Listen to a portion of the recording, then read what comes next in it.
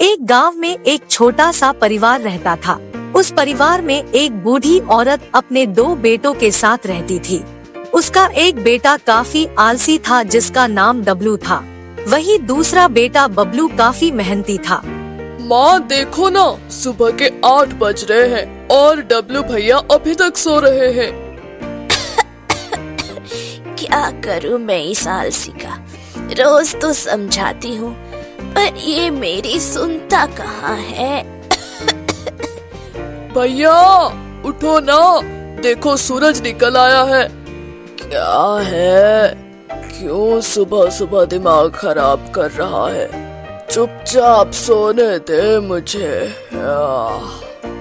भैया उठ जाओ, मुझे घर की सफाई भी करनी है। इसके बाद मुझे काम पर भी जाना है, मुझे लेट हो रहा है। तो कर लेना सफाई, मैंने कौन से तेरे हाथ पकड़े हैं? बेटा ये नहीं उठेगा। तू काम पर जा, घर की सफाई मैं कर लूंगी। लेकिन माँ, ऐसी बीमार हालत में तेरा काम करना ठीक नहीं है। अरे तू उसकी चिंता मत कर, जा मैं देख लूंगी। बबलू अपने काम पर चला जाता है। ठीक 1 घंटे बाद डब्लू की आंखें खुलती है। हे राम, आज तो मजा ही आ गया सोने में, अच्छी नींद आई। माँ, बबलू काम पर चला गया क्या? वो तेरी तरह आलसी थोड़ी है जो दिन भर सोता रहे। दिन रात मेहनत करके पढ़ता भी है और घर का खर्चा भी चलाता है। माँ, सुबह सुबह तो फिर शुरू हो गई, जब देखो डांटती रहती है। बेटा मैं तुझे डांट नहीं रही हूँ, बल्कि मैं तुझे समझा रही हूँ। पता नहीं कब तक मैं तुम दोनों के साथ रह पाऊँ, इसलिए मैं चाहती हूँ कि मेरी आंखों के सामने तुम दोनों अपने अपने पैरों पर खड़े हो जाओ। माँ, तू सुबह सुबह मरने जीने की बात मत किया कर, तू अभी पूरे 100 साल जिएगी। पागल कहीं का। अच्छा सुन, जाकर एक बाल्टी पानी भर ला, तब तक मैं घर की सफाई कर लेती हूँ। हे भगवान, सुबह सुबह काम पकड़ा दिया। डब्लू बाल्टी लेकर कुएं की तरफ रवाना हो जाता है। बड़ी नींद आ रही है, क्यों ना जंगल में चलकर एक नींद मार ली जाए। बाल्टी यही रख देता हूँ, बबलू आकर ले जाएगा। मैं तो चला सोने। डब्लू कुएं के पास बाल्टी रख देता है और जंगल की तरफ सोने चला जाता है। बीच जंगल में एक पेड़ के नीचे डब्लू सो जाता है। वो देखो, वो रहा डब्लू। कैसी औलाद है ये, माँ घर पर बीमार पड़ी है और ये यहाँ चैन से सो रहा है। चलो इसे उठाते हैं। डब्लू भैया, ओ डब्लू भैया, उठो, तुम्हारी माँ को कुछ हो गया है, जल्दी चलो। अरे क्यों नींद खराब कर रहे हो, जाओ यहाँ से, सोने दो। अरे डब्लू उठ जा, तेरी माँ घर पर बेहोश पड़ी है। गोपाल के इतना कहते ही डब्लू बड़ी तेजी से उठता है। क्या? लेकिन कैसे? तुम्हारी माँ तुम्हें ढूंढते ढूंढते कुएं के पास आई थी, तुम वहाँ नहीं दिखे तो वो खुद ही पानी भरने लग गई। तब अचानक उन्हें चक्कर आ गए और वो बेहोश होकर गिर पड़ी। हम दोनों वही थे, हमने तुम्हारी माँ को घर पहुँचा दिया है और वैद्य जी को भी बुला दिया है। अब देर मत करो, जल्दी घर पहुँचो। डब्लू गिरते पड़ते घर पहुँचता है। माँ, क्या हुआ है तुझे? तू ठीक तो है ना? इनसे ज्यादा सवाल मत पूछो, इनकी हालत बहुत नाजुक है। क्या बताएं भैया, घर में 2 जवान बेटे होने के बावजूद बेचारी दिन रात काम करती है। हाँ मौसी, तुम ठीक कह रही हो, ऐसी निकम्मी औलादों का क्या फायदा। तुम लोग यहाँ दुख बांटने आए हो या परपंच करने? गुस्सा क्यों हो रहा है? सारी गलती तो तेरी है, दिन भर सोता रहता है, एक बाल्टी पानी भरकर नहीं दे सकता अपनी माँ को। सब शांत हो जाओ, ये लड़ने का समय नहीं है, डब्लू, तुम मेरे साथ बाहर आओ। डब्लू और वैद कमरे से बाहर आते हैं।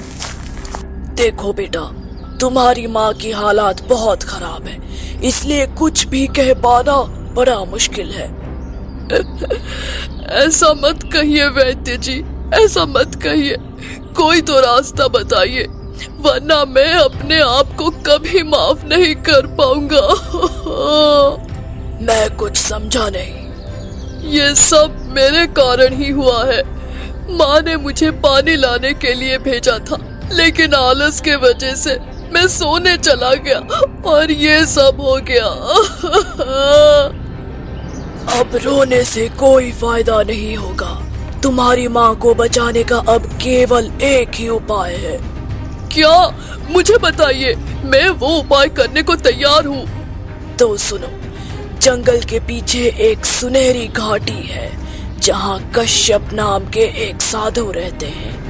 वही अब तुम्हारी माँ की जान बचा सकते हैं। तुम्हारे पास केवल शाम तक का ही समय है। मैं अपनी माँ को कुछ नहीं होने दूंगा। डब्लू बिना कोई समय गवाए सुनहरी घाटी की तरफ रवाना हो जाता है। सब मेरी गलती है। ना मैं सोने जाता और ना ये सब होता। मेरे आलस की वजह से मेरी माँ की जान खतरे में है। ठीक 1 घंटे बाद डब्लू सुनहरी घाटी के पास पहुंचता है, जहां उसे एक साधु मिलता है। ओम नमः शिवाय, ओम नमः शिवाय। लगता है यही कश्यप ऋषि है। डब्लू साधु के पास आता है और जोर जोर से रोने लगता है। गुरुदेव, मेरी माँ की जान बचा लीजिए गुरुदेव। तुम कौन हो पुत्र, और तुम इस तरह क्यों रो रहे हो? गुरुदेव, मेरे आलस के कारण मेरी माँ की जान खतरे में पड़ गई है। डब्लू उस साधु को सारी घटना के बारे में बता देता है। ये तो बड़ी गंभीर समस्या है, इसलिए तो मैं आपके पास आया हूँ गुरुदेव। मेरी माँ की जान बचा लीजिए, मैं आपके आगे हाथ जोड़ता हूँ। अच्छा ठीक है, ये लो, इस जीवनी जड़ी बूटी को अपनी माँ को खिला देना, सब ठीक हो जाएगा। डब्लू जड़ी बूटी को लेकर तेजी से अपने घर की तरफ रवाना हो जाता है। लगता है मैं समय पर अपने घर नहीं पहुंच पाऊंगा। लाख कोशिशों के बाद भी डब्लू समय पर घर नहीं पहुंच पाता। भैया देखो ना, माँ को क्या हो गया है, वो कुछ बोल ही नहीं रही है। ऐसा नहीं हो सकता, माँ हमें छोड़कर नहीं जा सकती, ऐसा नहीं हो सकता। तुम्हें जड़ी बूटी लाने में देर हो गई, इसलिए तुम्हारी माँ की जान नहीं बच पाई। माँ आंखें खोलो ना, माँ तुम हमें छोड़कर नहीं जा सकती, आंखें खोलो माँ। सब मेरी गलती है, सब मेरी गलती है। मैंने अपनी माँ की जान ले ली, सब मेरी गलती है। भैया आंखें खोलो, ये सपने में क्या बड़बड़ा रहे हो? अरे अब उठ भी जाओ, देखो शाम हो गई है। माँ, यहाँ इस जंगल में क्या कर रहे हो? माँ ने तुम्हें पानी लाने को भेजा था ना। माँ कहाँ है? माँ कहाँ है? घर पर और कहाँ? बिना कुछ सोचे समझे डब्लू अपने घर की तरफ दौड़ लगाता है और कुछ ही देर में अपने घर पहुंच जाता है। माँ, तू ठीक तो है ना? हाँ मेरे बच्चे, लेकिन तू इतना डरा हुआ क्यों है? डब्लू जोर से अपनी माँ को गले लगा लेता है और जोर जोर से रोने लगता है। मुझे माफ कर दो माँ, आज से तेरी सारी बात मानूंगा, मैं आलस भी नहीं करूंगा, पर तू मुझे छोड़कर कहीं मत जाना माँ। अरे पगले, मैं तो तेरे पास ही खड़ी हूँ, मैं अपने बच्चों को छोड़कर क्यों जाऊंगी भला? इस बुरे सपने के बाद डब्लू पूरी तरह से सुधर जाता है और आलस छोड़ देता है।